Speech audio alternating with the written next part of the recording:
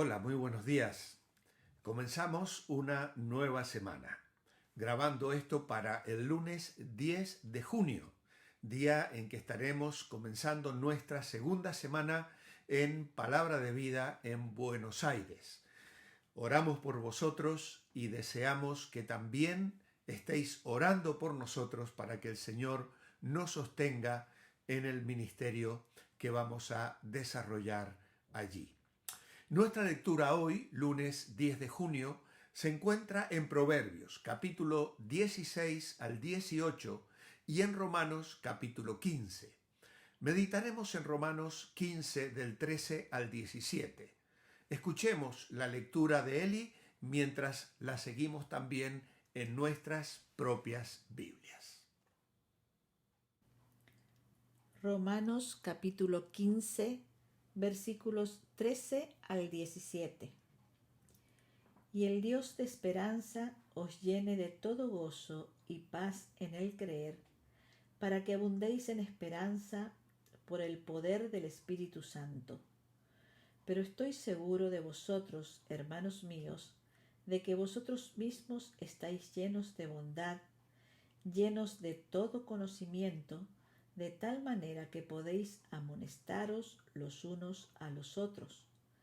Mas os he escrito, hermanos, en parte con atrevimiento, como para haceros recordar por la gracia que de Dios me es dada, para ser ministro de Jesucristo a los gentiles, ministrando el Evangelio de Dios, para que los gentiles les sean ofrenda agradable, santificada por el Espíritu Santo.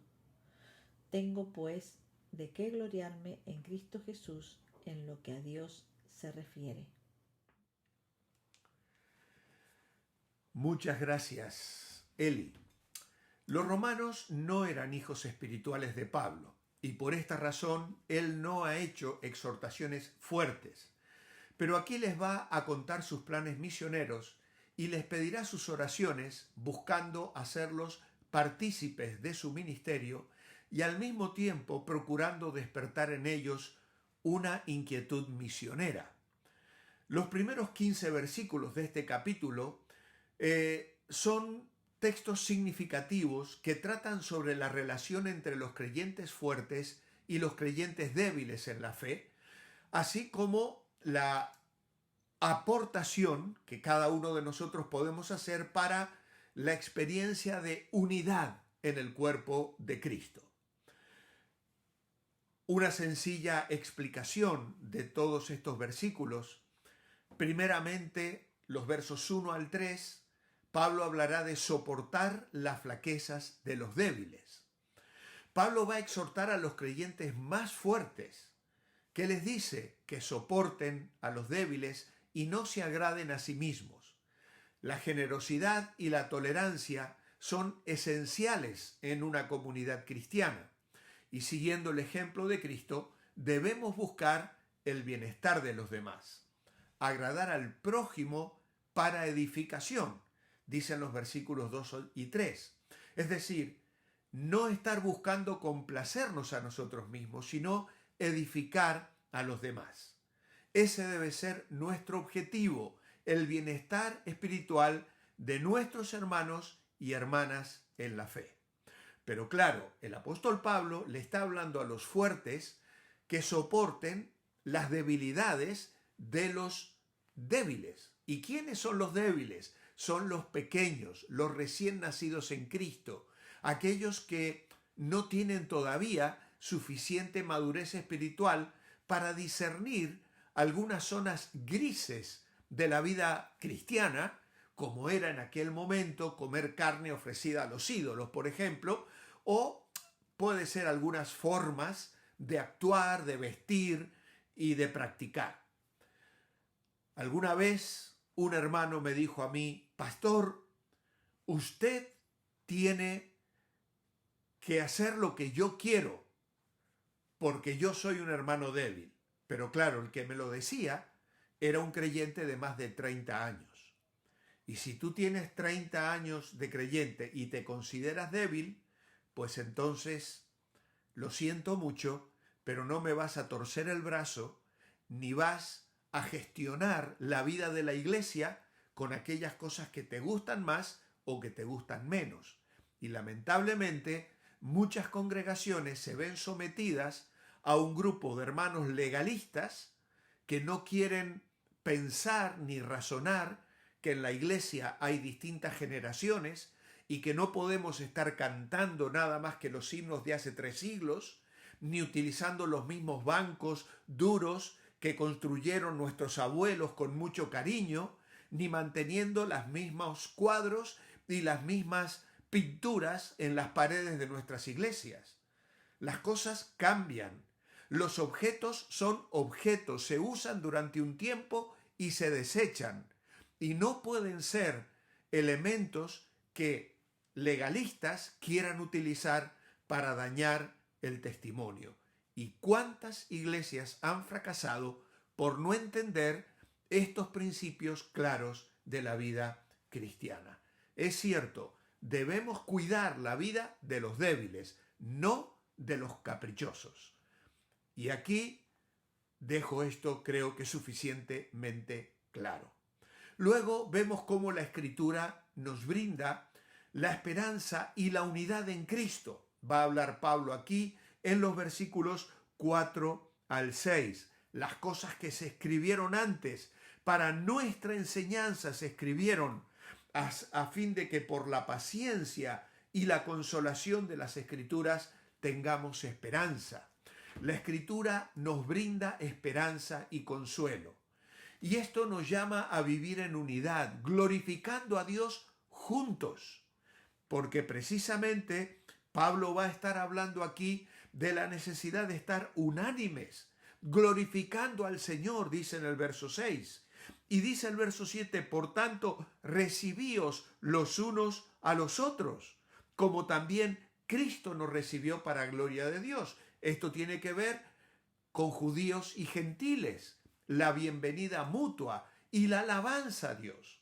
Pablo enfatiza la aceptación mutua que debe existir en este conjunto que era tan diferente de los que traían una raíz judía con todo el legalismo y las prácticas espirituales y avanzadas en un sentido para aceptar otros valores del cristianismo, y los gentiles que venían con una vida corrompida, de idolatría y falta de principios bíblicos en su vida.